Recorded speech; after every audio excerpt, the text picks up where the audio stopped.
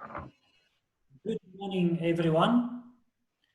Welkom hierso by ons lesstudie vir hierdie week. Ons is nou by les 7 en ons het 'n spesiale lesstudie vandag.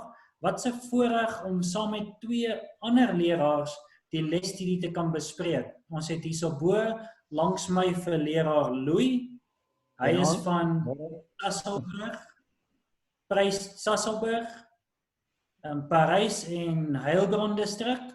En dan het ons vir leraar Craig Baxter. Goeiemôre leraar Craig. Hallo almal. Hallo Herman.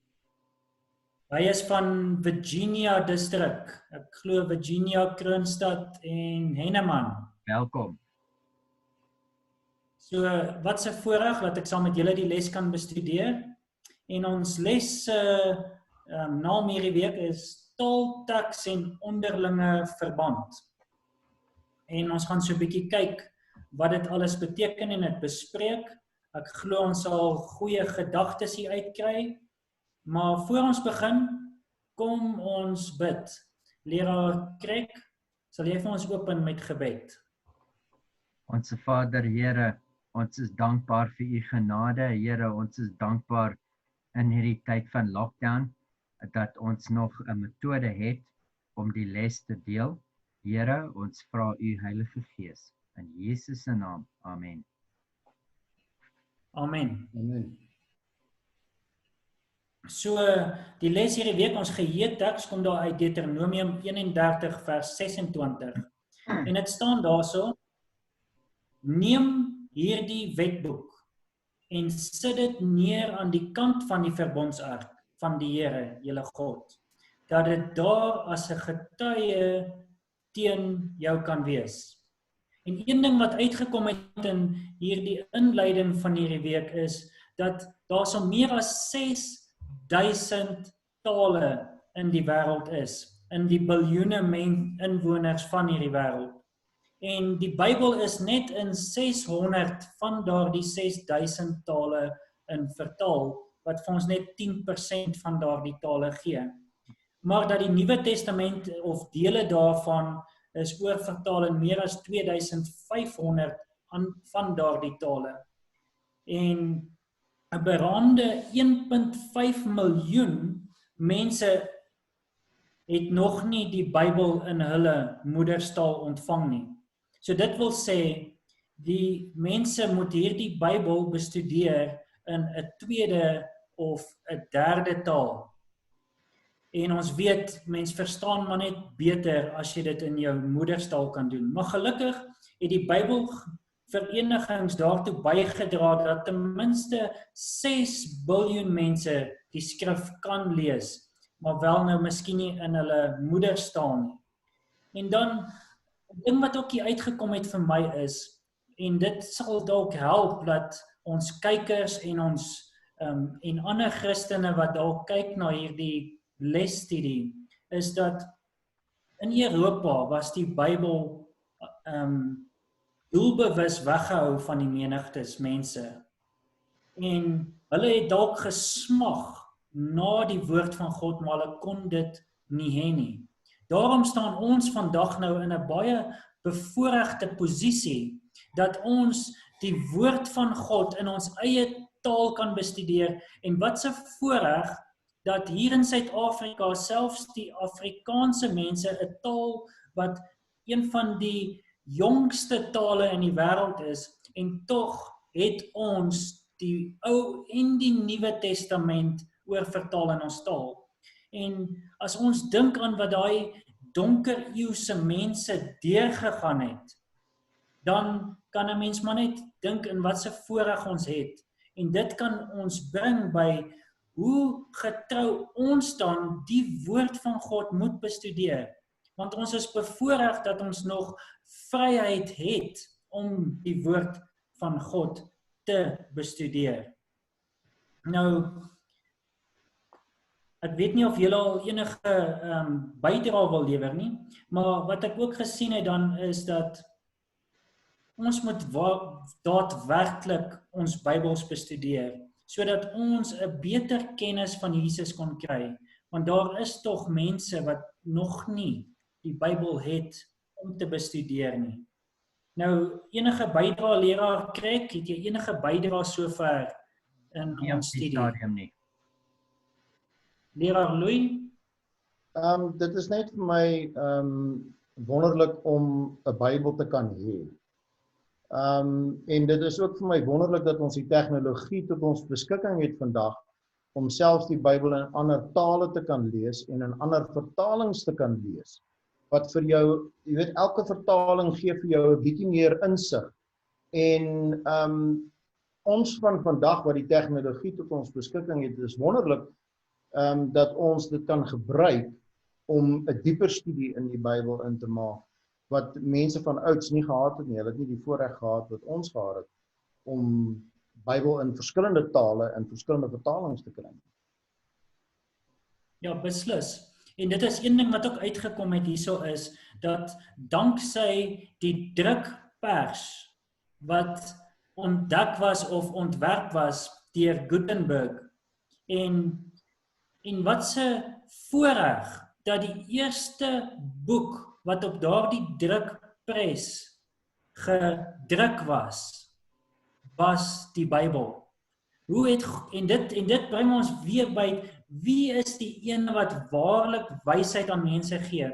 Dat God kennis vir Gutenberg gegee het om hierdie pres te bou, wat ons in staat stel tot en met vandag, waar ons nog steeds die pers gebruik, nou net baie vinniger as in daai tyd, maar dat dit die Bybel was, wat die eerste boek was, wat op daardie drukpers gedruk was. En dit is 'n voorreg, en ons wys net, ons kan net weer eens God se hand daarin sien. So, kom ons gaan na ons verdere studie in ons les, en ons gaan na om die skrif te verstaan. Leraar Krek, kan jy vir ons 'n bietjie deel oor om die skrif beter te verstaan?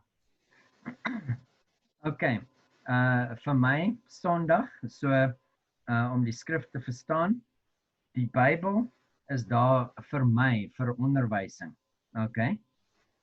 En nie net die priester nie. So, in die tyd voor die drukpres, okay, moes die priester alles, of die priester het alles aan die mense verduidelik, en jy was amper 'n ketter, as jy kon lees, en jy kon verstaan. Maar ek geniet hierdie Bybelvers so baie. Nou die eerste vraag daar is, lees 2 Timoteus 3 vers 16 en 17, watter doel was die Bybel aan ons gegee? Nou, net om die skriflesing baie gou te lees, dit sê daarso, en hierdie is altyd my gunsteling grappie in Bybelstudie, dit sê, die helfte van die skrif is deur God ingegee en is nuttig tot lering, weerlegging, teregwysing, onderwysing in die geregtigheid. Okay? En dan kyk die mense altyd, hulle sê, nee leraar, dit sê die hele skrif. En dit sluit in die gedeeltes wat ek nie van hou nie. Ek moet na alles luister. So, die Bybel, die hele Bybel is daar vir lering en al die dinge. En ek hou van hoe wat in die boek geskryf is, en dit sê dit baie duidelik, en ek lees net wat die boek daar sê, die Bybel was as getuie van God se werk in die geskiedenis gegee. Dit was God se plan om die gefalle mensdom te red en om ons in die weë van geregtigheid te onderrig. En dit sê dit so mooi. Dit sê net 'n bietjie verder af, deur Israel uit Egipte te verlos, het God hulle spesifiek gekies om sy boodskap aan alle mense oor te dra. En jy kan dit in Exodus 19 vers 3 tot 6 sien. Wat vir my belangrik is daar is, dat alle mense die boodskap gaan oordra. Nie net die predikante of die priesters van daai tyd. En dit is in daai tyd gedoen of toegelaat deur middel van die Hebreëse taal wat dit gedoen is.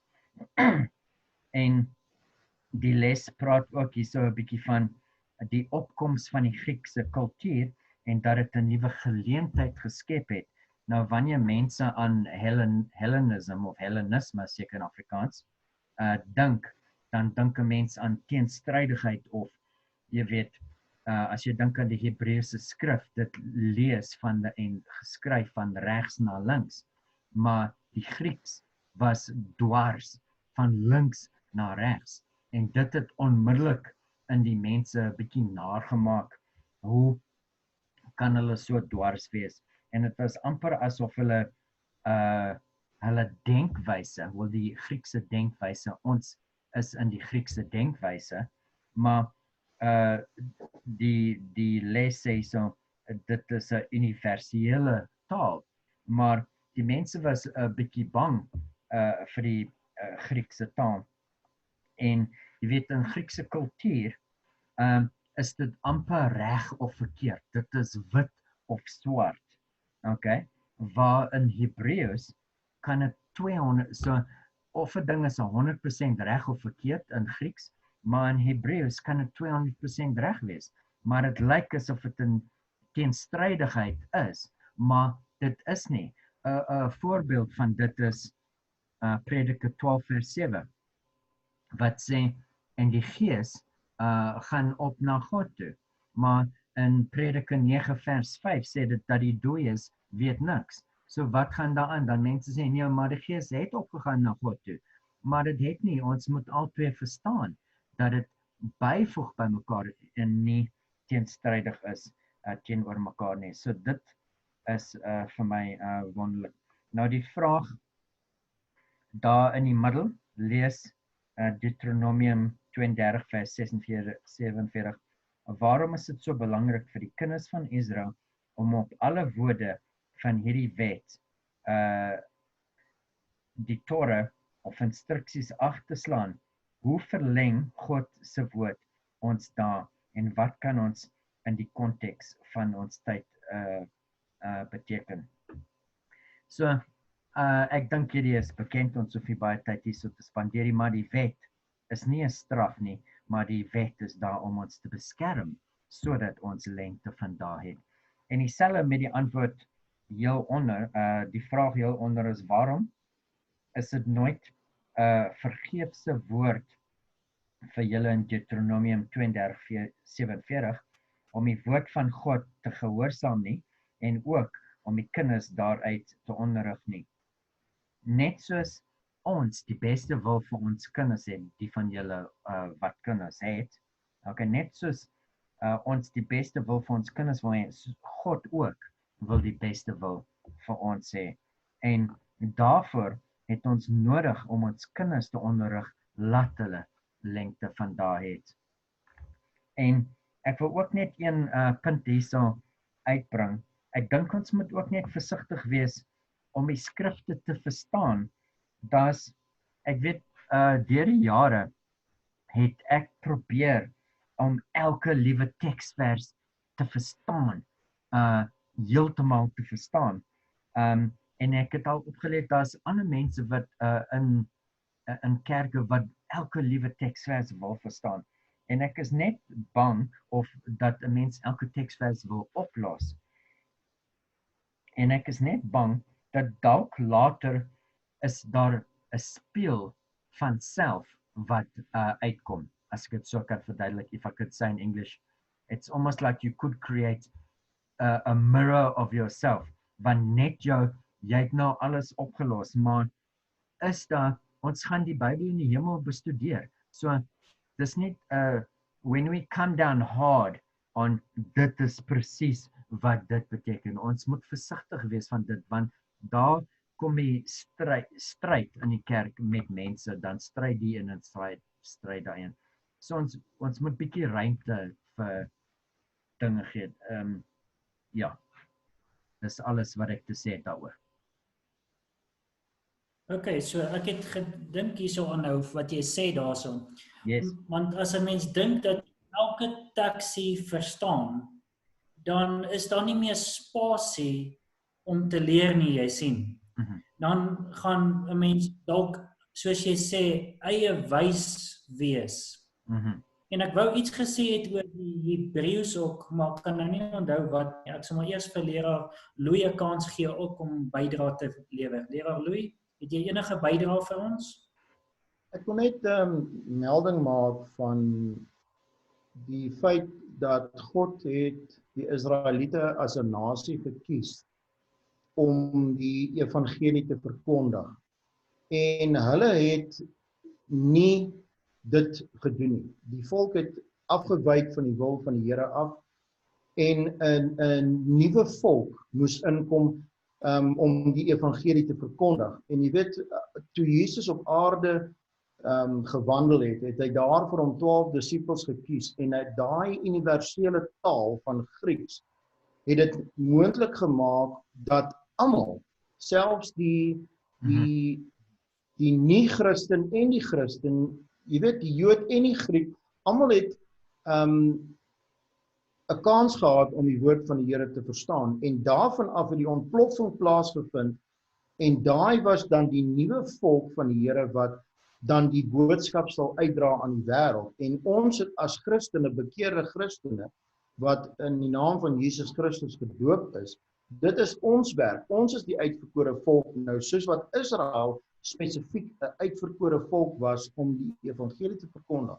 is ons nou die uitverkore volk wat spesifiek die evangelie moet verkondig. En ons moet net seker maak dat ons nie val soos die Israeliete van ouds om hierdie lieflike evangelie te verkondig aan die wêreld. Amen. Amen. Seker, want ek dink nou juis aan die boodskap aan die Laodiseëns, wat God vir hulle sê wat is hulle fout en wat was hulle fout?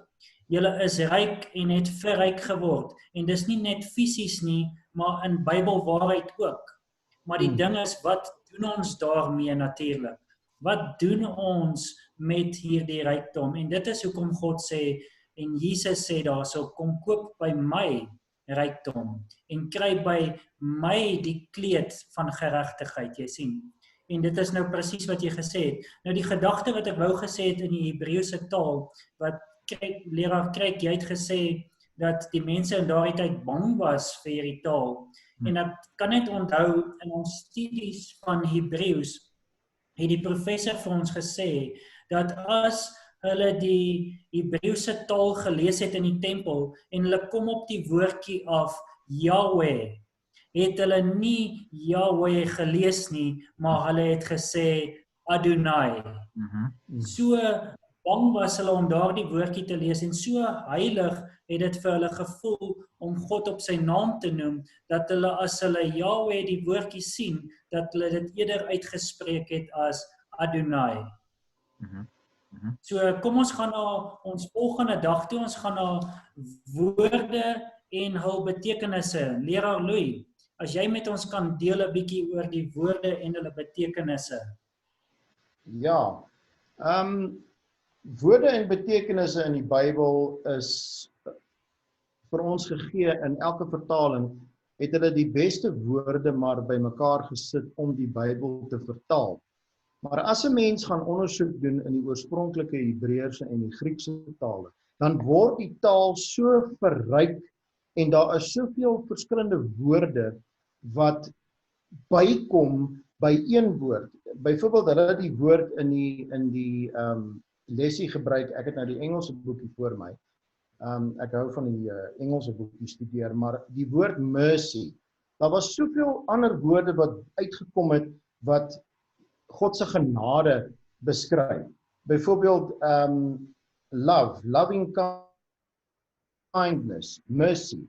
Jy weet, en dit is wonderlik as 'n mens dan die oorspronklike taal, as jy dit tot jou beskikking het en jy kan die tegnologie gebruik om dit te doen, is daar soveel wonderlike woorde wat 'n mens kan byvoeg wat vir jou meer betekenis van 'n woord gee.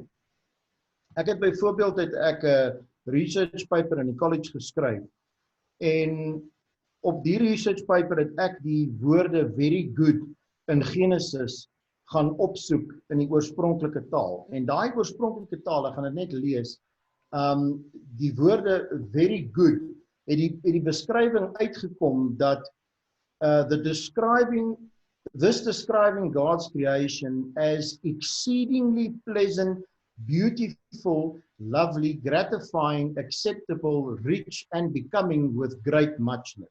Kan julle sien die volheid van net very good wat 'n mens uit die oorspronklike Hebreëse taal kon uitkry. En dit is vir my wonderlik dat ten spyte van die feit dat 'n mens nog steeds al die woorde wat jy op beskikking het, kan jy nog steeds nie die wonderlike liefde van God beskryf in woorde nie. En dit was vir my wat ek gesien het hierso, wat hulle probeer om die diepte van God se genade te beskryf. Maar 'n mens kan dit nie eens in woorde beskryf nie. En dan die absolute volheid van die skriftuur wat ons tot ons beskikking het om in die Bybel. En ek weet 'n mens kan net dankbaar wees vir die vertalers van die Bybel. En dit is wat hier vir my ook uitgekom het, om dat hulle die beste woorde bymekaar gesit het, dat 'n mens as jy die Bybel lees tot bekering kan kom, maak nie saak wat se vertaling jy lees nie. Dat jy tot bekering kan kom, of dit nou die King James version is en of dit nou die New International version is of die NASB, maak nie saak wat se vertaling jy lees nie.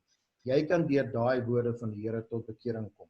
Amen. En woorde en betekenis van woorde is baie belangrik, en dit bring ook vir ons meer konteks van die verse. As jy dit lees en jy gaan doen jou woordondersoek, dan het jy meer konteks van die vers en jy verstaan die vers beter.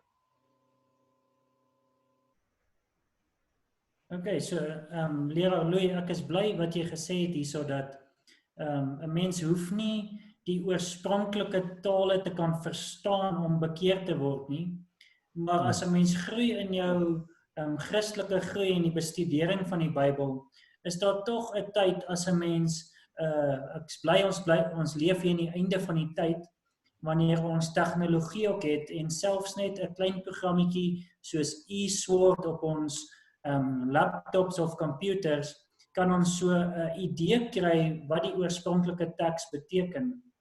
En dit kan ons 'n bietjie van 'n diepe betekenis gee, alhoewel dit nie die nodigheid is om hoe noem jy mense die verlossingsplan te kan verstaan nie, en spesiale dele van die Bybel hoef te verstaan nie, of te kan verstaan nie. God het dit daarom so gelei in die geskiedenis dat die Bybel in 'n verstaanbare manier vertaal kon word. En dit is nogal interessant as 'n mens dit lees, dat sommige van hierdie woorde 'n dieper betekenis het. En ek weet selfs in ons Afrikaanse vertaling, eendag het my vrou na my toe gekom met een van die tekste in die Bybel, en sy het gevra, wat beteken hierdie woord? En toe ek na hierdie woordjie gaan kyk, ek dink is in die Nuwe Testament ergens, en ek kan nie onthou nou presies wat was die teks nie, maar toe ek na die woordjie kyk, toe sien ek, die Bybelvertaler het geen eers effort gedoen om die woordjie oor te vertaal nie, en toe gooi hom sommer net so in die teks. Ek sal hom 'n bietjie weer gaan opsoek en kyk waar's dit, maar toe was ek verplig om na die oorspronklike te gaan en te gaan kyk wat daardie woordjie beteken. Toe sien ek, ja, dit is soos ek vermoed het, die woordjie was glad nie eers oorvertaal nie. So, daarom het ons nou die tegnologie, ons hoef nie na sulke dik boeke toe te gaan om die betekenis te kry nie, ons kan sommer op ons laptops gaan en dit kry. So, dit was nogal interessant vir my. Nou daar op die einde van maandag se studie was daar so 'n vraagie gewees, en hulle het daar so gesê, in watter taal ons ook al praat en lees, selfs sonder dat ons die oorspronklike betekenis van hierdie woorde ken, hoe kan ons die werklikheid van hierdie woorde se betekenis na die beste van ons vermoë ondervind? En ek het 'n paar antwoorde daar gegee. Ek weet nie of ek julle antwoorde daar geskryf nie, maar ek het gesê, om na die onmiddellike konteks te gaan kyk, sodat ons die beter verstaaning oor die woordjie kan kry. En dan tweedens, om na die wyeer konteks of na die res van die Bybel te gaan kyk waar daar die woord voorkom, en dan kan ons ook 'n beter verstaaning kry oor daardie woordjie. Nou, leraar Krek, het jy enige bydrae? Ja, wat ek daar wil sê, ek kan dit nie in Afrikaans sê nie. We need to have a holistic view of scripture. Moenie net woorde verstaan en in 'n konkordansie gaan opsoek nie, soos die stigters van Adventisme, en toe het hulle begin verkeerd gaan. Okay? We need to have a biblical theological approach. Met ander woorde, ons moet die hele Bybel verstaan in die groot prent van die storie. Ja, definitief. Daar is 'n goue lyntjie van Genesis tot Openbaring, en ons moet daardie lyntjie met elke onderwerp moet ons gaan na kyk. Wat het God gesê in die Ou Testament? Wat het God gesê in die Psalms en in die profete? En wat het God oor daardie selfde onderwerp gesê in die Nuwe Testament? Dit is presies soos jy gesê het, leraar Krek. Ons het die voorreg gehad om by die college 'n vrou te gehad het wat vir ons kom kuier het, wat werk gedoen het in Irak self, waar sy daar onder die omstandighede is waar jy nie 'n Bybel mag hê nie. En jy weet, sy het daar 'n vroutjie na haar toe gekom en vir haar gesê dat sy probeer die Injil in die hande kry. Nou dit is die Nuwe Testament, want die Koran sê dat jy die Injil ook moet lees. En toe het sy vir haar gesê, maar sy het die Nuwe Testament.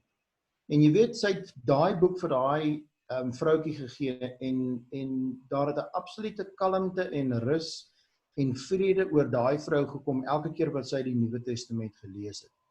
En dit is wat hier ook aan die onderkant van die lesie van Maandag voorkom, hierdie groet van die Shabbat Shalom, daai vrede wat jy op iemand toewens op die groeting van die Sabbat. En ek dink, jy weet, dit is slegs daai wonderlike Sabbatsgevoel wat 'n mens het van vrede, wat ons slegs net by die Here kan kry en deur sy woord te studeer. Amen. Presies. So, ons volgende opskrif in ons studie was herhaling, woordvorme en betekenisse. Nou, in die Hebreëse denkwyse is daar 'n aantal maniere om gedagtes te bewoord, sodat die betekenis daarvan vasgelê kan word en die belangrikheid van die begrip beklemtoon kan word. Nou, soos ons weet, in die Europese tale het ons natuurlik leestekens en allerhande dinge om dit vir ons makliker te maak om die tekste te verstaan, maar in die Hebreëse taal was daar geen leestekens nie. Selfs nie die kolletjies eers wat ons vandag in die Hebreëse taal sien, was daar gewees nie. Dit was eers later bygesit om die lesing van die Hebreëus makliker te maak. So, hoe het hulle dan nou die spesifieke woorde beklemtoon? En kom ons gaan eers, voor ons dit bespreek, kom ons gaan eers na die lees van Genesis 1 vers 26 en 27 toe. En Genesis 1 vers 26 en 27 gaan natuurlik oor die skepping van die mens. Nou dit sê daarso, en God het gesê, laat ons mense maak na ons beeld, na ons gelykenis, en laat hulle heers oor die visse van die see en die voëls van die hemel en die vee en oor die hele aarde en oor al die diere wat op die aarde kruip. En God het die mens geskape na sy beeld, na die beeld van God het hy hom geskape, man en vrou het hy hulle geskape. Nou die vraag wat hulle daar gevra is, watter woorde word in hierdie skrifgedeeltes herhaal? En hierdie eerste skrifgedeelte wat ons gelees het, word die woordjie bara herhaal. En hierdie woordjie bara beteken created. En ons sien dat dit 'n hele paar keer daar herhaal was, en dit is ook hoe God of hoe die skrywers van die Hebreëse taal dinge beklemtoon het, is as hulle dit herhaal het, en dis hoe hulle die klem daarop gesit het. En ons sien hierso die woordjie bara was hierso in hierdie teksie 3 keer herhaal om klem daarop te sit. En wat interessant was, is dat hierdie woordjie bara, wat ons selfs in Genesis 1:1 kry, ek lees dit gou vinnig vir julle Genesis 1:1 en dit sê daar, in die begin het God die hemel en die aarde geskape. So, daar sien ons die bara word sommer in die eerste teksie gebruik. En dit beteken skep. En God is die enigste onderwerp van hierdie woordjie. Nêrens in die Bybel waar bara gebruik word, is daar 'n mens betrokke nie. Wat vir ons een ding uitwys, is dat God is altyd die onderwerp van skepping. Hy is die enigste ene wat kan skep. En dit bring 'n wonderlike gedagte hierso uit, dat as ons hierdie oorspronklike taal 'n bietjie beter kan verstaan en 'n bietjie beter klem daarop kan lê, want as ons dit net in Afrikaans lees, kan 'n mens dalk dink, ja, skep kan dalk in 'n ander konteks ook gebruik word, maar as ons na die oorspronklik gaan, na hierdie woordjie bara, word bara net gebruik in konteks met God, wat die onderwerp is. En dan ons tweede teksie daarso was Jesaja 6 vers 1 tot 3 gewees. Nou, ons hoef nie daai hele ene te lees nie. Ek sal sommer net sê wat daar so uitkom. Eerste ding wat daar so herhaal was, wat ek gesien het, was die woordjie shesh. En dit beteken natuurlik 6, wat nogal naby aan die Afrikaanse taal is vir 6. En dan ook die vlerke van die engel was so 'n bietjie herhaal daar, van die woordjie was daar karaf, en dan die klem op daardie 3 tekste het eintlik geval op die woordjie heilig, of dit kom van die Hebreëse woord af kadosh. So, dit is hoe die Hebreëse taal iets beklemtoon, is om dit meer as een keer te sê, dan is daar klem op daardie woordjie gewees. So, en dit laat my nogal kom by die deel waar God gesê het aan Esegiel ook oor die Sabbat. Ek sê altyd vir mense, as God iets 2 keer herhaal in dieselfde hoofstuk, is daar obviously 'n klem daarop. En ek weet in Esegiel 20 vers 12 en 20 vers 20 beklemtoon God dat sy Sabbat 'n teken was. Nou, dit wil sê, okay, ons het klaar daai ene gelees, so net op die drievoudige herhaling van die woord geskape kan ons dan die klem sien. En dan Jesaja, soos ek gesê het, was dit die heiligheid.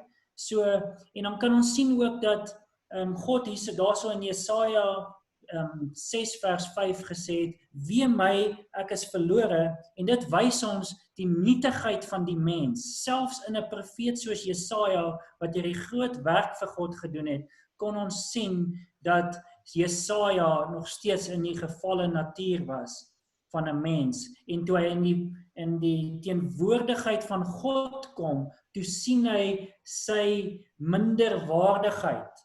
En dit is eintlik dieselfde ding vir ons, as ons God se woord bestudeer, en dan begin ons sien hoe sondig ons is, en hoe minderwaardig ons eintlik is, en sien ons nood vir 'n verlosser, en gelukkig, as ons by die Nuwe Testament kom, dan ontmoet ons verlosser wat vir ons gesterf het op die kruis ook, alhoewel ons hom ook ontmoet in die Ou Testament.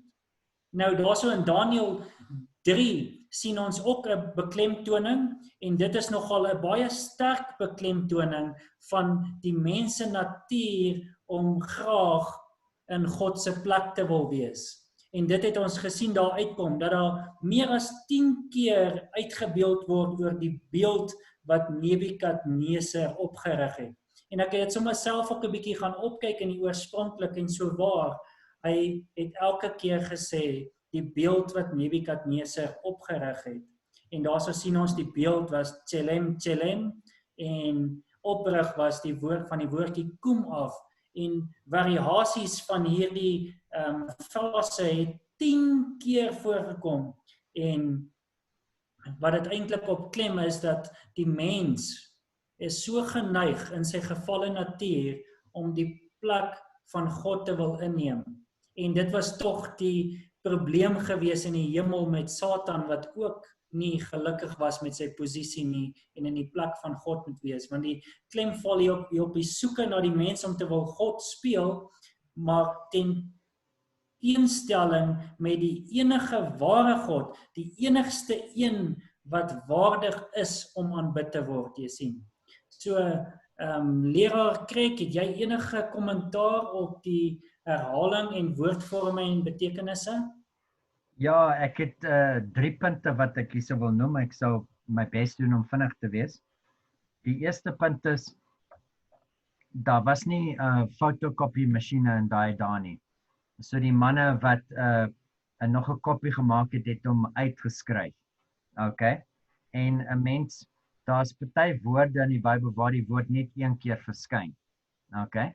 Maar wanneer God die woord herhaaldelik in 'n teks skryf, kan ons weet dat daar nie is 'n writing error is wat daar geskryf is nie. So dis die eerste punt. Die ander punt is Daniël 3 is so 'n mooi voorbeeld van jy weet dit praat van al daai verskillende instrumente. En dit sê nie net al die elke keer herhaal dit sê nie net die musiekinstrumente nie. Dit noem elke liewe naam elke keer. En op die einde sê Shadrach, Meshach en Abednego. So jy het al hierdie repetisie en jy voel, hoe gaan dit dan? Jy voel, hoe gaan dit? En dan word dit vir hulle gevra, gaan julle aanbid? En hulle sê net nee. So jy kry al hierdie geraas en beweging wat aangaan en dan sê hierdie manne net nee, ons gaan nie vir julle God aanbid nie. En die derde punt wat ek wil maak is effens van punt af, maar ons praat oor woorde in translation en al hierdie dinge van in hierdie les. Hulle het gesê dat die boek van Daniël, party geleerdes het gesê dat die boek van Daniël was nooit 'n profeet nie, dat hy dit agterna iemand het in die 7de eeu, in die 2de eeu agterna geskryf wat eintlik in die geskiedenis gebeur het. Omdat hierdie woorde wat in Daniël 3 is, wat genoem van die musiekinstrumente, is eintlik Grieks. Okay, toe sê hulle dis eintlik van die 2de eeu en Daniël is nie 'n profeet nie. Maar die Griekse mense wat besig was om in te kom, jy weet daar's Babylon, dan Persië in die Daniël 2 beeld, Babylon, Persië en dan die Grieke wat ingekom het. Die Grieke het al reeds tussen hulle beweeg en het hulle musiekinstrumente aan hulle verkoop en hulle die naam vir die mense gegee. So en hulle het gesê so Daniël is in die 2de eeu geskryf, maar hulle maak daai stelling net op 3 woorde en dit is hierdie woorde van die musiekinstrumente. So ons kan dit nie sê omdat dit net oor 3 musiekinstrumente is, want die Grieke het dit daai naam gegee. So ons kan staat maak op Daniël dat hy 'n profeet is en hy het dit geskryf in die 7de eeu. Wonderlik, is wonderlik hoe daar altyd die, hoe noem mense, die bewyse kom dat dit tog so was. Ek kan net dink aan, daar was mense gewees wat gesê het, nee, hierdie Babylon het miskien nie eens, Nebukadneser het miskien nie eens werklik bestaan nie, en in die tyd toe hulle hierdie gedagte het, toe kry hulle opgrawing met Nebukadneser se naam inskripsie op 'n steen. Yep. So, God is altyd getrou, niemand hoef die Bybel te bewys nie, maar tog kom daar so bewyse wat ons help om dit geloofwaardig te hou. Nou, kom ons gaan na woordinhoud en konteks. Leraar Krek. Okay, so hierso wil ek sê, dit sê julle in die begin, woorde in die skrif vorm altyd deel van die kerngedagte. Alleen het hulle geen betekenis nie. Okay, en dit is belangrik. Dit is wat ons voorvaders verkeerd gedoen het. Hulle het net in 'n konkordansie gekyk. Ons moet dit in die konteks kyk. En in die onmiddellike konteks is deel van die sin. So met ander woorde, ek gebruik my logika om die sin te verstaan. Met ander woorde, ek kan die Bybel verstaan. Ek hoef nie 'n predikant of iemand spesiaal te wees nie. Ek kan genoeg van die Bybel verstaan, soos leraar Louis gesê het. Enige vertaling dat ek saligmaking daar kan uitkry. Alright? En natuurlik daar yes. Ja. Leraar Louis, ek het jou hand gesien. Wou jy iets gesê het? Ja, dit was net nou gewees met die afsluiting van die vorige dag oor jy weet miskien kry ek nou jou wind uit jou seile blaas, maar is okay, ek sal my plek vind. Hierdie op die vorige dag wat jy gedoen het, Herman, oor Dinsdag, jy weet, toe ek hierdie dag gedoen het, het dit net by my opgekom terwyl ek die lesie gedoen het, dat ek het vir myself hier so geskryf, hoe op die aarde Satan in die teenwoordigheid van God kon gesondig het. Jy weet, hy was 'n geskape wese gewees. Hy was nie God nie, hy was geskape deur God, en tog, jy weet, het dit so in hom ontaard, dat hy binne in die teenwoordigheid van God gesondig het, en dit is iets wat ek nie kon verstaan op daai stadium nie. Maar ek is definitief, jy weet, ons moet net ook kyk, jy weet, ons kan nie veroordeel nie, want ons is ook maar sondig. Kryk, jy kan maar aangaan, ek wil net daai gedagtetjie benoem. Okay, so dit sê, die eerste vraag is, vergelyk Genesis 1:27, 2:7 en 2:15 tot 23. Okay, hoe kan ons uit hierdie verskillende teksverse, die konteks, die definisie van Adam, die Hebreëse woord vir man verstaan? Nou, ek wil net screen share, so wanneer die punt kom, kan jy dit aansit vir my, Herman? Okay, dis nie so belangrik nie. Hy sê ek kan nie screen share nie. Host disabled party. Okay, jy kan hom share. Okay, vir jou aangesit. Dankie, hier kom hy, kom. Ek wil net Genesis 1 vers 27 nou as kies, laat ek dit net reg om te kies. Okay, so dit sê hier so in die Afrikaans, en God het die mens geskape na sy beeld. Na die beeld van God het hy hom geskape man en vrou. Nou die punt kom nie so duidelik uit in die Afrikaans nie. Okay, wat ook in ek is seker leraar Louis het dit opgetel in sy Engelse kwartaal wat hy het. Die Engels sê, so die Afrikaanse woord wat hulle hier gebruik is, en God het die mens geskape. Nou mens is man en vrou, but in English it says God created man. So dit wil amper klink asof dit net van die man praat, maar eintlik praat dit van albei. God created man in his own image. In the image, God created him male and female. Okay, so dit is die punt wat hulle hier probeer maak, dat, en ek kan nou die screen share afsit, dat in die vers het dit betekenis tot mensdom en nie net man wat dit in die Engels noem nie. Nou die Afrikaanse lesboek sê nou, sien ons dat die woord mens in die konteks van hierdie vers as man en vrou gedefinieer word. Die Engelse lesboek sê dat, and now we see that man is defined. So dit maak dit net meer verstaanbaar as ons dit in die Engels verstaan, waar die Afrikaans voel het vir my is meer tussen man en vrou. Nou, ek sien ons tyd loop aan, hierso. Op die einde van die dag is die vraag, soos wat kan ons sien, is die man en vrou, die mensdom direk deur God geskape, wat vertel dit aan ons oor die dwaas, die wysheid van die wêreld, 1 Korintiërs 1:20, waarlik is deur ons te leer dat ons per toeval ontstaan het. Nou, natuurlik evolusie sê dat ons het die lotto gewen, okay? En dat ons geskep is per kans. Maar die Here sê, kyk en studeer my woord, kyk na die teregwysing en lering en al hierdie dinge. Daar is diamante in die skriftuur wat vir ons wys, en daar's nie 'n manier dat ek van 'n Bobbejaan afkom nie. Ek's baie jammer.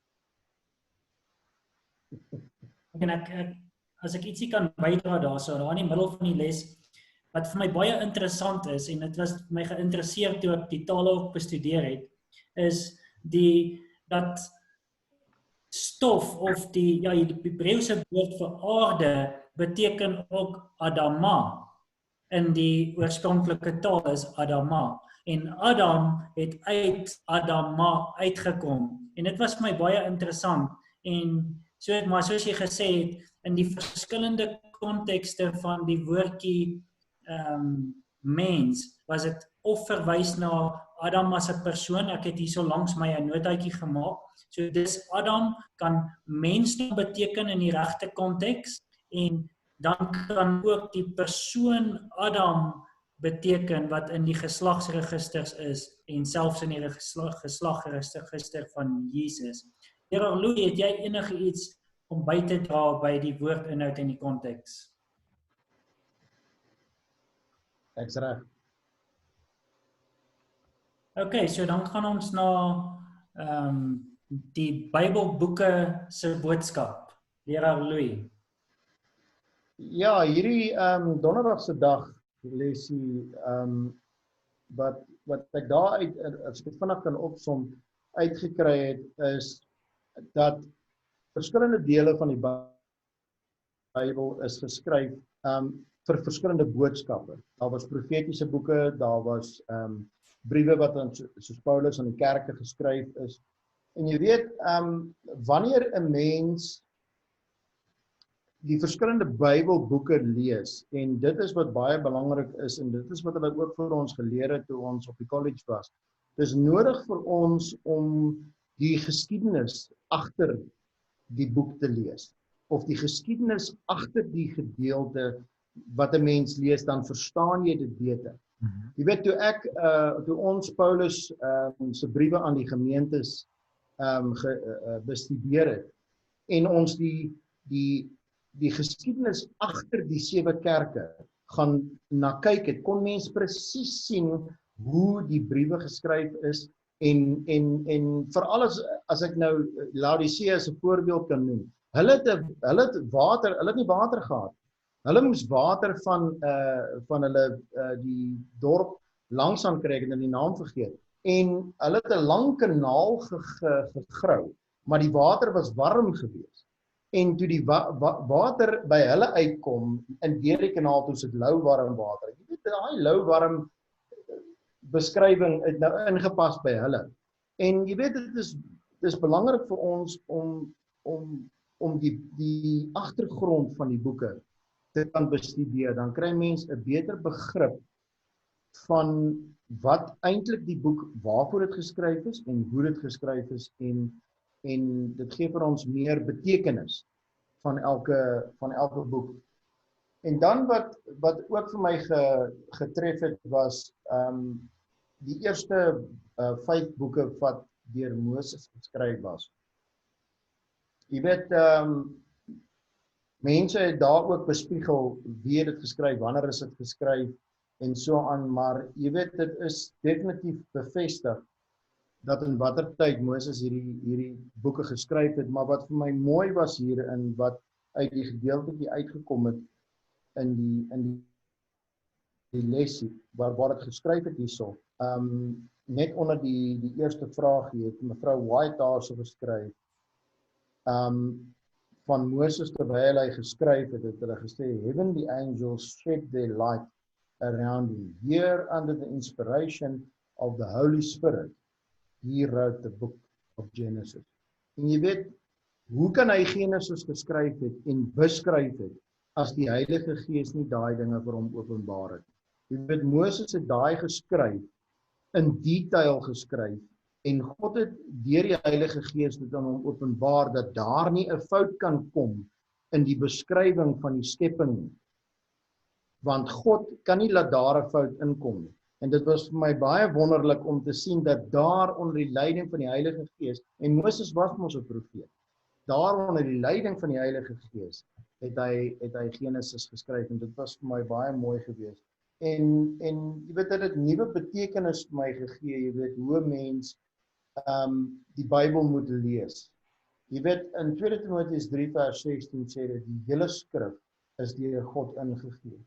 En die skrif is heilig, die Bybel is heilig, en ons moet dit lees met respek. Ons moet dit lees, nie net om te lees nie, ons moet dit lees om dit te verstaan, en dit is ook baie belangrik is vir ons om te bid, voordat ons die Bybel lees, dat ons kan vra, dat die Heilige Gees vir ons dit openbaar, en vir ons 'n geleentheid gee om dit te kan verstaan. Want uit ons eie kan ons dit nie verstaan, want die skrif is deur God ingegee. Amen. Verseker. So, as ons nou vir ons kykers ook kan sê, as hulle die Bybelboek wil beter verstaan, is 'n goeie punt om te begin om eerstens te kyk wie het dit geskryf, so die outeurskap, soos ons les gesê het, en dan, soos jy gesê het, leraar Louis, om aan te beweeg na die agtergrond toe, sodat ons kan sien in watse agtergrond was dit geskryf. Ek weet, as ons natuurlik kyk na Korintiërs en daai briewe van Paulus, is dit 'n goeie punt om te sien vir wie het hy dit ook geskryf en wat was die motief en die kernboodskap in daardie boeke kan 'n mens ook kry. Ek het juis vandag gesien, toe ons bietjie kyk na Romeine, toe sien ons, kom ons kyk of Romeine in 'n kiasme geskryf was. En toe kyk ek 'n bietjie wat is die kern hoofstukke van Romeine en toe sit in die middel van Romeine, wat vir my sê dat Romeine is op 'n manier in 'n kiasme geskryf waar die kern hoofstuk van Romeine is in die middel.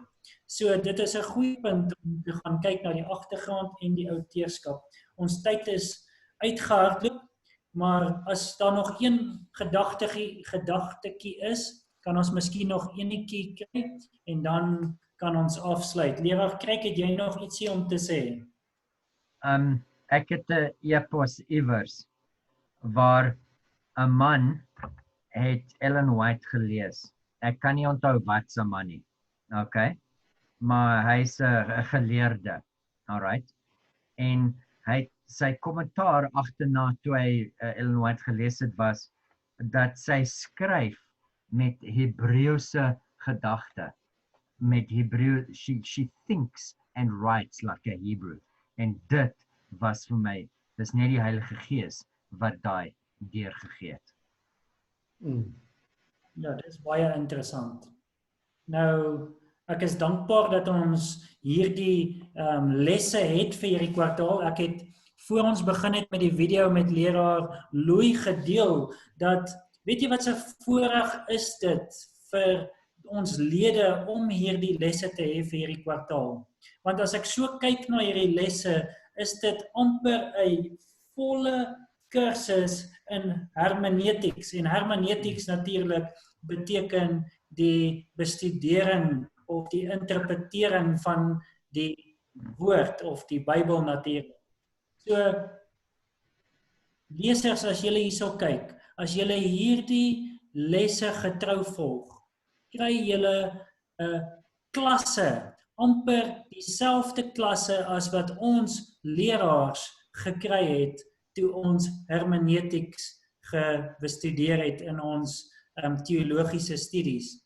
So, ek is so dankbaar dat ons lede hierdie kwartaal dieselfde onderrig kan kry in die interpretering van die skrif as wat die teoloog kry. En tog is dit nog steeds Bybels.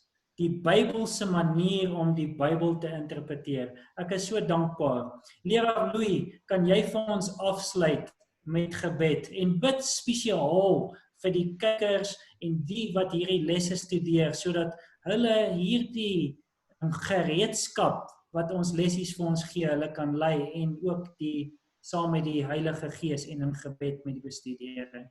Dankie Louis. Ons liefdevolle Vader in die hemel, dit is met dank dat ons U woord het om vrylik te kan lees. Ons is dankbaar, Here, dat U woord al in soveel tale versprei het en aan soveel mense bekend geword het, dat U ewige evangelie van Jesus Christus aan hulle openbaar kan word. Terwyl ons nou hierdie kwartaal studeer, Here, en ons sien die gereedskap wat vir ons beskikbaar gemaak is, hoe om die Bybel werklik te kan verstaan en te bestudeer, is ons dankbaar vir die persone wat hierdie les bymekaar gestel het om vir ons, elke lid wat in die gemeentes is, ook 'n geleentheid te gee om te kan weet hoe om die woord reg te studeer, soos wat ons as predikante geleer het by die colleges ook. Ons vra dat U hulle harte sal open vir U woord, dat U Gees by hulle sal wees in hulle studie en mag hulle getrou hierdie lesse studeer, Here, dat U woord vir hulle 'n liefde sal word. Dankie dat Jesus sy lewe vir ons gegee het aan die kruis en dankie vir die Bybels wat vir ons beskikbaar is om te kan studeer.